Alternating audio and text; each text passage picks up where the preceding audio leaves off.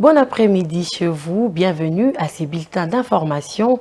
Peter Kazadi Kankon Davis, Premier ministre, ministre de l'Intérieur, suspend jusqu'à nouvel ordre toutes les activités au sein de l'Assemblée provinciale de Kinshasa ainsi que toute initiative de convocation de la plénière.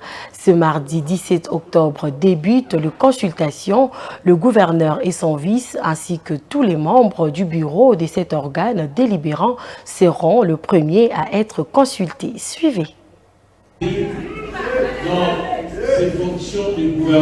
Conflit au sein de l'Assemblée provinciale de Kinshasa entre le bureau et le gouverneur de la ville, le vice-premier ministre et ministre en charge de l'Intérieur et Sécurité, Peter Kazadi Kankonde, suspend à travers un communiqué le lundi 16 octobre toutes les activités au sein de l'Assemblée provinciale de Kinshasa, dont toute tentative de convocation de plénière. Dans cette communication officielle, le patron de la territoriale justifie cette décision par la situation qui prévaut actuellement au sein de cet organe délibérant. Bien plus, il convoque pour consultation dès ce mardi 17 octobre le gouverneur de la ville, Jean-Tini Ngobila, et son vice Gérard Moulumba Kongolo, ainsi que tous les membres du bureau de l'Assemblée provinciale de Kinshasa.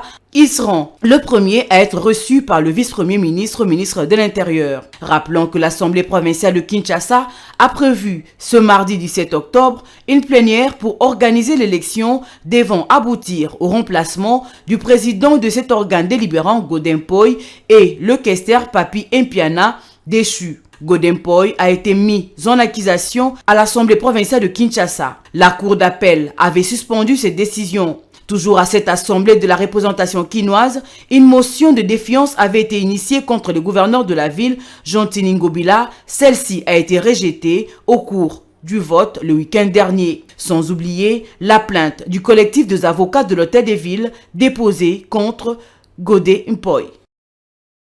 Le procès de l'affaire du parc agro-industriel de Bukangalonjo se poursuit à la Cour constitutionnelle en l'absence du principal accusé, l'ancien Premier ministre Augustin Matata Ponyo. À l'audience du lundi 16 octobre 2023, la Cour a décidé de poursuivre cette affaire sans Matata Ponyo à la barre après avoir rejeté la demande de ses avocats qui ont pour la deuxième fois consécutive sollicité une remise. Il justifie cette demande par l'état de santé critique de leurs clients qui se trouvent actuellement à Paris, en France, pour des soins médicaux. Suivez les propos de maître Laurent Onyemba. À la deuxième audience, nous avons soulevé quelques préalables liés à la santé de M. Matata. Nous avons demandé donc une remise à 45 jours, étant donné que M. Matata était malade et la Cour nous l'a accordé, mais qu'avec assorti d'une exigence péremptoire qu'à la prochaine audience, M. Matata devait être présent.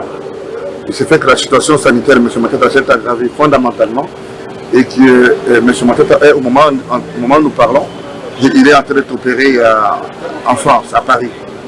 Donc nous sommes revenus avec un certificat médical dressé par son médecin, traitant actuellement à Paris, et avec tous les arguments qui sous-tendent cette démarche, notamment le fait d'avoir écrit préalablement au président de la Chambre à laquelle il appartient, donc le Sénat, et le fait d'avoir écrit au président de la Cour constitutionnelle pour lui notifier cet état de santé très dégradé.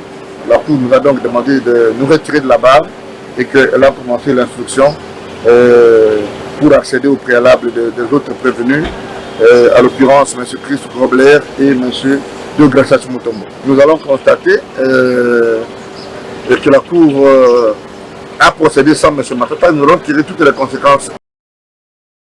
Et pour finir, 50 corps repêchés le lundi 16 octobre. C'est le bilan du naufrage au port fluvial de Bankita dans la province de l'Équateur qui est plongé dans le deuil.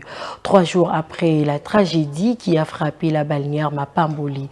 Le drame a eu lieu lors d'une manœuvre au port fluvial de Bankita situé au cœur de Mbandaka, la capitale de l'Équateur, le vendredi dernier autour de 21h30. Suivez.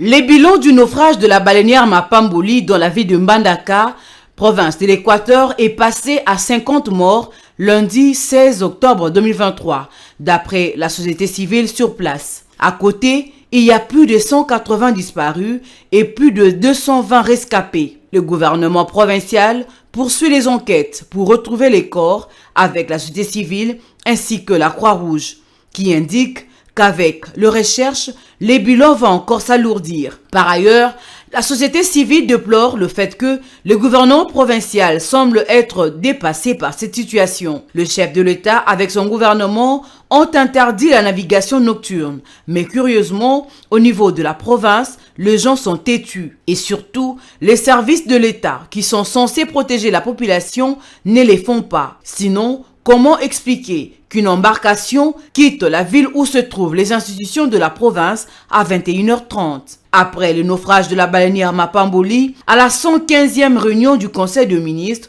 le problème a été abordé. Pour ce faire, le président de la République, Félix Antoine Tshisekedi Tshilombo, a engagé le gouvernement à capitaliser le fleuve Congo et le rivière comme les prolongements de routes afin de couvrir tout le territoire national. La surcharge de passagers et les marchandises, les mauvais balissages de voies navigables, la navigation nocturne ainsi que la non-conformité des embarcations à la réglementation à la matière sont les causes principales de naufrages le long de routes maritimes.